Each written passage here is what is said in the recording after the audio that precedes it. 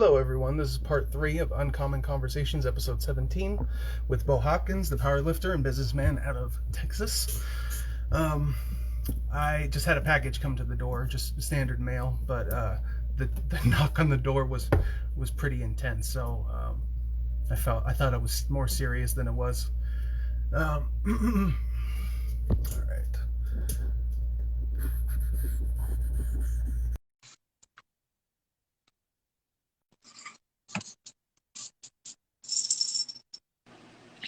All right, I'm back. Hello. All right.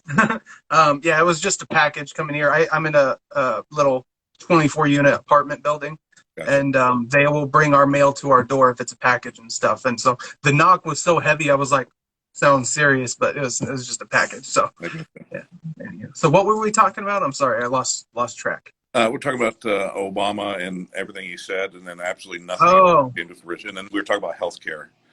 healthcare. Yeah. So what changes did you see in terms of like reductions in deductions and insurance, premiums and stuff like that, So access? it did get more expensive. So I used to be able to get my family on 5 kids, wife and me. We would get on for about $950 a month, and then it jumped all the way up to about $1,450 a month.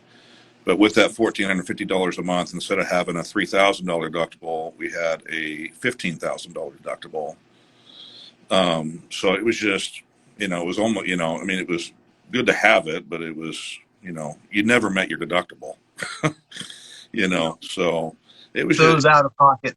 yeah, everything was just out of pocket, really.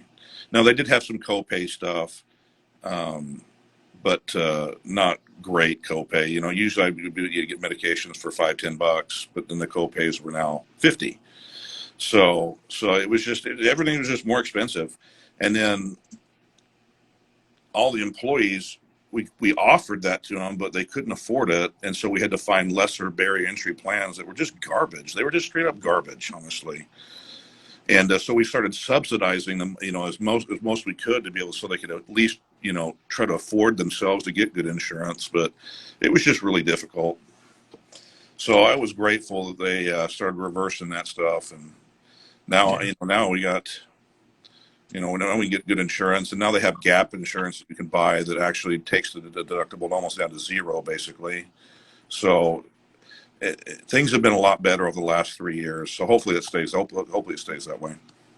The good thing is it's a lot easier to sort of trim the fat and burn the excess sort of regulations off than it is to build them up in the first place. Yeah. So it'll take the Biden administration a long time to even attempt to mess it up as much as it was messed up. So Yeah. like Trump unrolled, pretty much he took us back to almost like to Reagan slash before Reagan sort of levels of Yeah. regulation overall.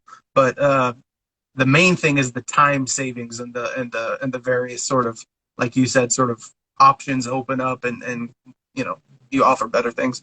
Now, Yeah. ideally, we get the healthcare system off of the backs of businesses entirely, because unfortunately, I think since World War II or so, when they during World War II, they made it so that you could not pay people more than X wage or whatever to work, and Yeah. so they started incorporating healthcare package benefits as a way to get around that. So it was a stupid government regulation and businesses trying to get around it, which is Mm, sort of the how the game has been played from the very beginning.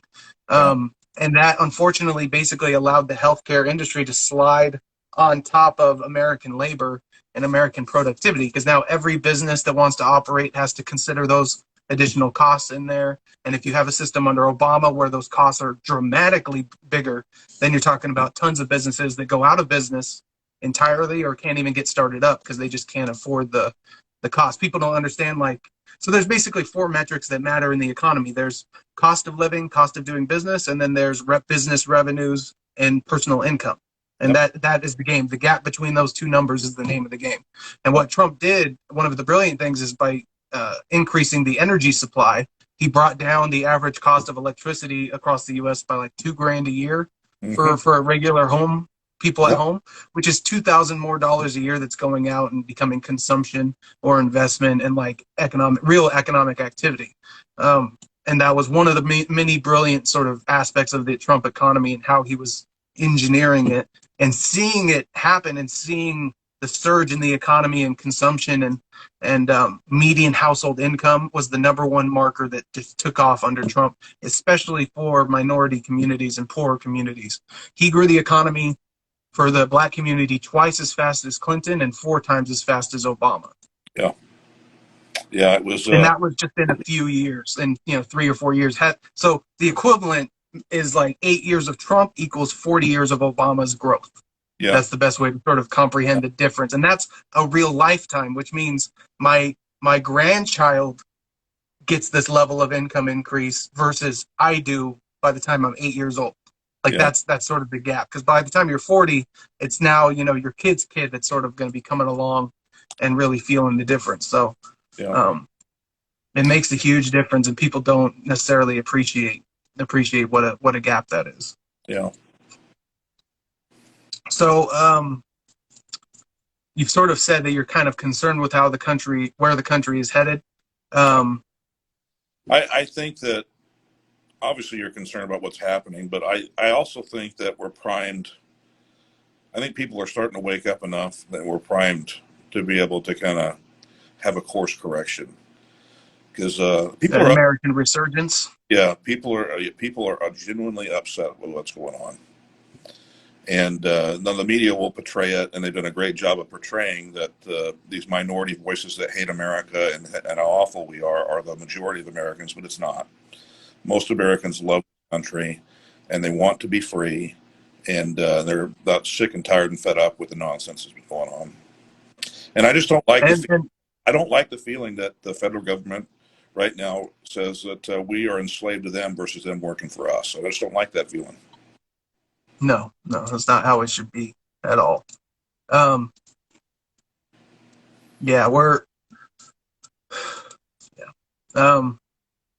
sort of lost track of some of what you said there, and I had a point, but it's gone. So we'll just we'll move on from there. So we sort of talked about, so there isn't a not perfectly ideal candidate, but what are the components of a good candidate that you sort of look for? What types of experience and what types of sort of whatever? What do you look for when you're looking for a good versus a bad candidate? So there was a quote from John Adams. So his son Quincy, of course, later Quincy Adams did, become president, but he wanted to go into public office. And his dad, best advice I think John Adams ever gave him.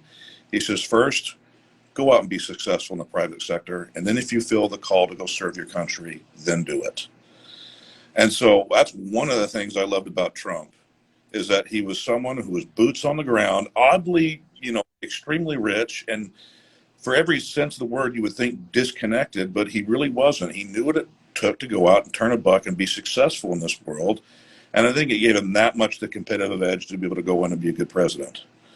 Second thing, I think, is he needs someone who is well-versed and loves this country and understands the Constitution and what the Founding Fathers intended, and not look at the Constitution as a living, breathing document that's meant to be interpreted by the day we were in, but actually go back and see what did the Founding Fathers actually mean and what was their ideas and thoughts, which takes serious study to understand what this country is founded on and and the way they intended it to be led.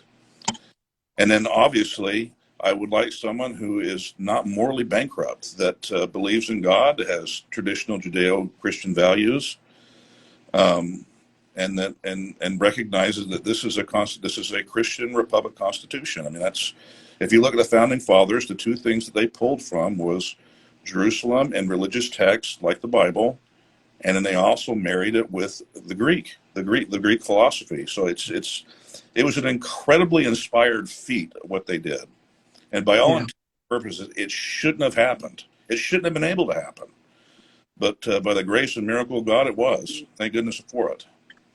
And even I'll take it a step further, because it's not just drawing from those sources of knowledge. It's the entire last millennia of European history that they were also sort of aware of and pulling from, and the fall of empires and the faults of man and the trajectory of common law in English, going from the king ruling all to there being certain rights that are beyond the scope of the king to now the queen being just a figurehead. That was a trajectory that was sort of And so they sort of like looked at the trend and then went, what is its logical conclusion? Let's aim for that sort of ideal. And they encapsulated it very well. Yeah. Absolutely. So it's not, so it's, yeah. So they took it that step further. Yeah. It's even that much more impressive. It was a millennia of very well-educated, affluent men that were also brave enough to go to war with the British Empire. And this is the number one thing I like to talk about when it comes to historical context. Before 1776, it was the British colony.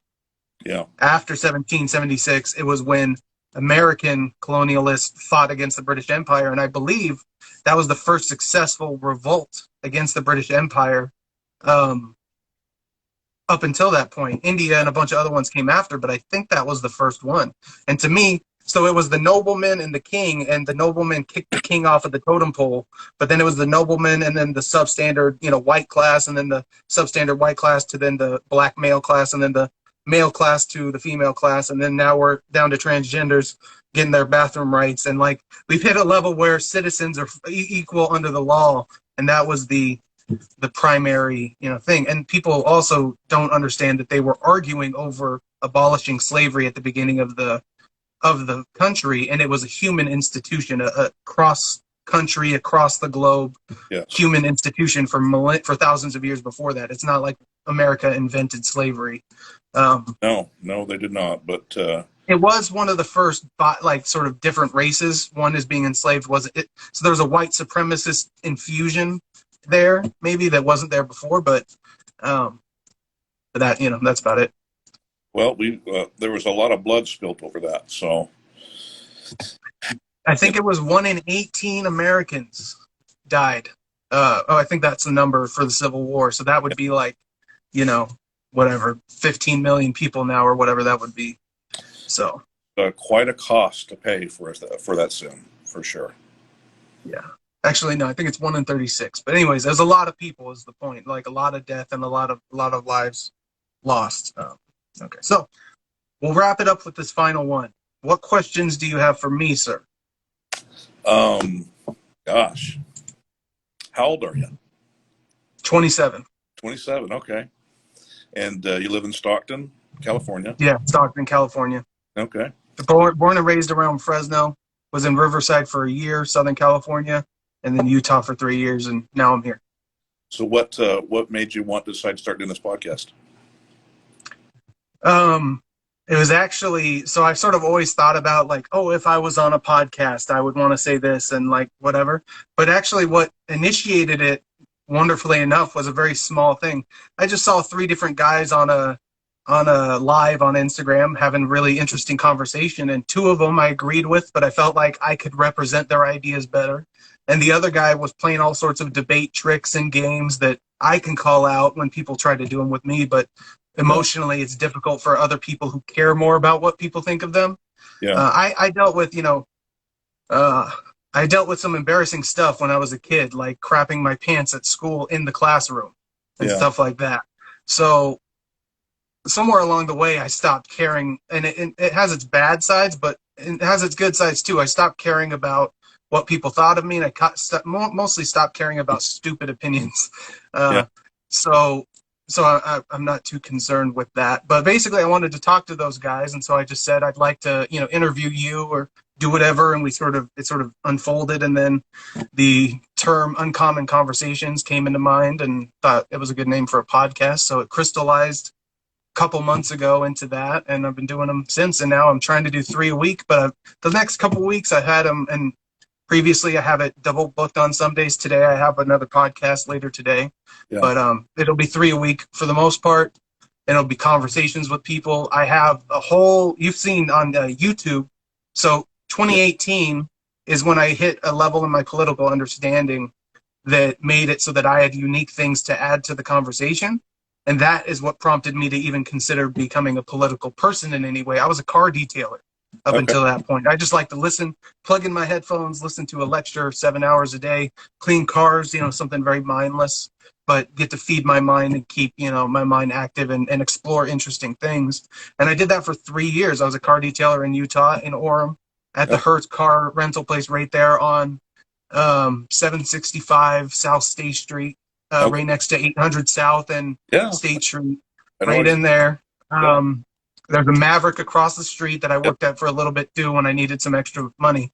Um, I was doing 85 hours a week for 8 weeks there, and basically not sleeping 5 days a week. That Yeah. was that was a that was a confidence building, but very difficult time. But it showed me that like if I'm in it mentally and I don't break, I can push pretty hard, and that Yeah. was really important to learn. Um, Anywho, I don't really know why I was going. Oh, and so in 2018, I started doing YouTube videos, and the stuff I had to say was good, and my videos were actually pretty decent upon looking back. I just uploaded some of the old ones from back in 2018, but I thought it was garbage, and I also knew my ideas were not articulated fully. So I looked up a website, got the 50 top topics everyone debates in politics, wrote them all down, and just basically went through the full gambit and formulated my ideas on everything, and that became about 150 pages of the ebook I'm trying to get across the finish line. I've been like, the last 5% has taken the last year, basically, last year and some change. It was like October of 2019. It's actually longer than that, almost 2 years now. October of 2019 is where I wrote 80 or 90% of the book in that month. That's kind of where it all kind of came together. And then I started putting the Uncommon Ground podcast as a policy-focused podcast that I have a 64-minute video on fixing the economy that is the best 64 minutes on the internet when it comes to economic analysis. It's Economics 101, how the machine works. It's fixing the tax code from A to Z, every single one, and American economic history and understanding why, since 1970, the lower class has been held back economically by too much immigration too quickly, which increases the supply of labor, bad trade deals, which reduces production, which reduces the demand for labor, Yeah. the issues with inflation and the 70s stagflation and just inflation running out, so that dilutes people's labor and their ability to pay for stuff. And then you have all sorts of other things that I consider the modern systemic racism that just hold poor people back. And at the time they were implemented, Black people and brown people were disproportionately poor. So if you have a thing targeted at poverty and then it overlaps in these racial ways, you have this exaggerated single parenthood effect that we've seen. Number one single parenthood rate is in the Black community. Behind that, I believe, is I think it's the white community or the Hispanic community. They're like very close to each other, but the numbers have gone up since 1970, and it's all proportionate to this poverty level at the beginning. So, Wow. all that is. So anyway, so there's a lot in that video, is what I'm saying. Yeah. And it's 64 minutes. Like to actually with proper detail explain all that in 64 minutes is pretty badass. Like there's no other way of saying it. And so all of those podcasts are like that: healthcare, welfare, everything, and it's the book translated into video form. And so January 6th of 2021, when that happened at the Capitol, lit a fire under my ass that wasn't there before and prompted me to action in a consistent way since then that I haven't had previously. And it's just been a snowball effect where also my mental health through this whole process, I've been able to develop better stabilizing or whatever you want to call it. I've learned how to master my mind over the last 3 years. And it's this snowball effect where now, previously I would have given up on a podcast or maybe even said I'm done doing them entirely if I hit a really low point. And that happened, maybe a week and a half, 2 weeks ago. And I literally just slightly got pulled down into the muck and pulled the nose up out of it and got out of it. And it was like a week of rough mental stuff in the background, but the podcast was still up to standard for me. And like I was handling everything a lot better. I'm hitting a point of snowballing and momentum right now with the mental health stuff that's really, really helping. So that's sort of where I'm at now. And it's this push forward to get the book done, try to create a news agency that gets down to the local level, every single county, but also goes up to international, levels of coverage. And I have the sort of business plans for that down the road and like laid out. It's all. So I've spent the last 10 years studying politics and thinking a lot. And the next 10 years is 99% execution, basically. Well, you So that's where I'm at now. I'm at the front end of that execution period. well, you're very easy to talk to. So Well, that should be good in politics if I'm trying to do this thing. So I appreciate that. I try to be. I tried to be from a young age the person that could try to talk to a professor and talk to an inmate, and I literally have done that in the last month. I was on a train going between San Fran and Stockton in the last month and a half, and there was an inmate that just got out of prison who I invited onto the podcast, and he had found his faith and God was sort of leading him to help other people in his position get out of jail and help all those kinds of things. And I just had a podcast with a New York University professor about yeah, all that one. economics and finance. So I literally can do that, not just want to do that. Yeah, I saw the one with the professor. I watched that one. It was good. Nice. You liked that's good. That's good. And it was interesting because it was the first one where I went fully into the wheelhouse of a specialist like that, Yeah. and tried to have a conversation with them, because it's one thing to think what you're talking about. It's another thing to deal with experts and be able to somewhat, and I think I did very well communicate, things, because I dropped out of college after the second semester.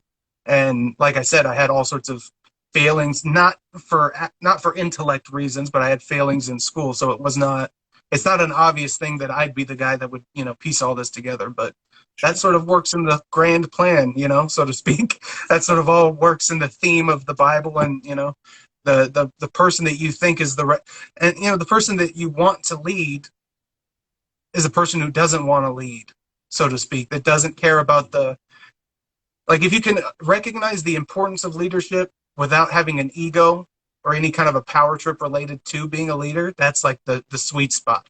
That's the sweet spot. And I feel like I've tried to embody and live out that ethos just because I think it's the right way to go. So I used to have a boss, and he got to sit down and go to lunch with Fred Thompson. He used to be a senator, and he was an actor. And he asked Senator Thompson at the time, says, what happens to these guys that go with all these good intentions to go do the right thing, and they get there and it just nothing happens. In fact, usually it goes the exact opposite. And Fred Thompson looked at him and says, you have no idea how the power is so seductive that it can take the best of men and corrupt them when they get here. So it's that power, gain, and greed thing. It's a real thing, man. It is a real thing. And the greater your potential, for good and bad. Yeah. People, Hillary Clinton's a great example of this, in my opinion. Someone who is inarguably brilliant, inarguably, educated and experienced and all this kind of stuff. But to me, that only made her scarier. That did not make her. Yeah. It did not warm my heart to her. Like I said, I voted. So I voted third party because I was in California. And if you hit 5% on the national level with the third party, they get into the debates the next cycle. Yeah. And so when I found that out, I was like, okay, I'll vote third party. It's the Electoral College. It won't matter in California anyways. And we got 2.5% or 2.2%. It was pretty good in 2012 is when I first did that. And I did it again in 2016. I think there was less. I think Trump swallowed up some libertarian people.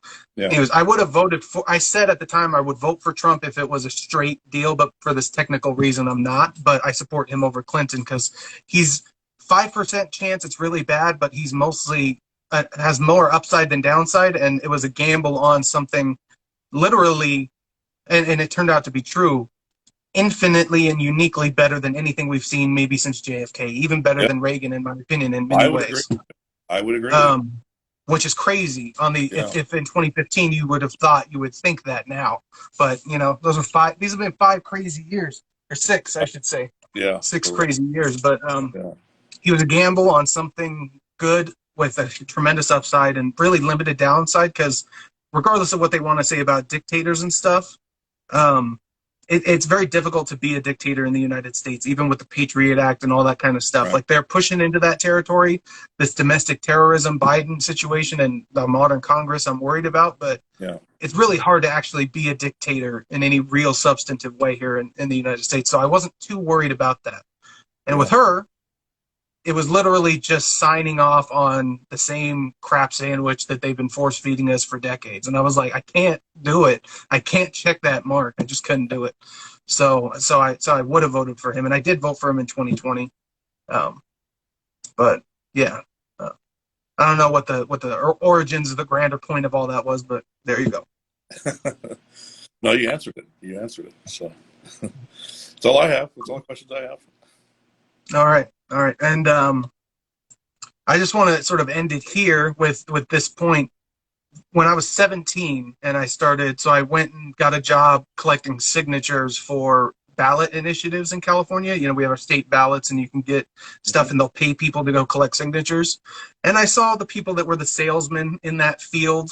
A lot of them were alcoholics and really like cynical about the system. And I was like, I don't want to be like that. So I was straightforward about the policies I was talking about when I was doing that back in the day. And if people didn't like them, I wouldn't lie to them about what the legislation was just for the sake of a signature. I was making $20 plus an hour anyway, sitting there talking politics. It wasn't like I needed that extra $10 an hour to sell my soul, you know? Right. And that gave me the best experience, period, in terms of developing sort of a ground level worldview. Is most people agree on most things. No one wants a bad economy. No one wants high crime. No one wants cops to be able to abuse citizens and get away with it. Like you can make it Black Lives Matter, all lives matter, no lives matter, you know? Right. You know, whatever. Or you could just say cops shouldn't be allowed to abuse citizens. They serve the public, and if they mess up, they should be held accountable, regardless of whatever blue line brotherhood there might be. It's tainting the name of cops if you let bad cops stay there, and bad law enforcement makes bad cops. But most people agree on most things, and the most brilliant people in politics are the everyday people. Like the people that I talked to face to face on, and we had a table set up, and I'd be like talking with them about the issues. They were, some of the people, maybe 5% of them, were infinitely more informed on those policies than I was, and even than anyone else I was sort of talking to. And it struck me as like, you're smarter and more nuanced and substantive than any politician I've ever heard. Literally, like, and it was like a 30-40% gap between this everyday person and any politician. And I was like, that tripped my mind, man. But it taught me something important, that like that is where the everyday people are smart enough to give them, you know, the proper credit, and to say we don't have to play to the dumbest person with everything we say. Make sure you don't say the wrong thing or someone might misinterpret it, and you know, all that kind of stuff. We don't have to play those games. We don't have to waste time playing those games. You know, I have faith in the American people, like, resoundingly. And we can do this is basically my signature point. It's entirely doable. 50% of people who could vote don't vote. So the biggest party in the game are the people that are on the sidelines. So, and plenty of Republicans, everyday Republicans, and 60% of everyday Democrats are totally reasonable, and we can absolutely, like, make something happen special with them. And it's partially getting past the, oh, but you're a right-wing authoritarian, fascist, racist, you know, homophobe, whatever. Like, if we can get past that sort of stuff, and like I said, the race stuff, instead of Black Lives Matter, White Lives Matter, All Lives Matter, all that crap, instead of it just, it's about cops being accountable and not being able to abuse citizens. If we can get that sort of framing right and everything, it's entirely doable. Like I said, it's just a matter of execution at this point. Yes, sir. That's the trick. All right. Well, that's it. This has truly been a wonderful conversation. Thank you so. I mean, you made me cry. You touched my heart with the things you said. I really will forever, for the rest of my life, walk away from this conversation happy that I had it, and better for it. So, thank you. Really, thank you. Thank you. You made my day too. So I was wonderfully shocked that someone like you would want to interview me. So I really appreciate it. It was fun. Well, but now that you've been interviewed, I hope you and everybody else doesn't think that, because this was better than I expected, and I was expecting good things. So, yeah. Well, thank you. You have a great week. You have a good one, sir. God bless you. You too.